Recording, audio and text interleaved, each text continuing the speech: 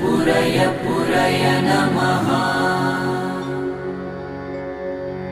ॐ ह्रीं श्रीं क्लीं श्रीं कुबेराय अष्टलक्ष्मी मम गृहे धनं पुरय पुरय नमः।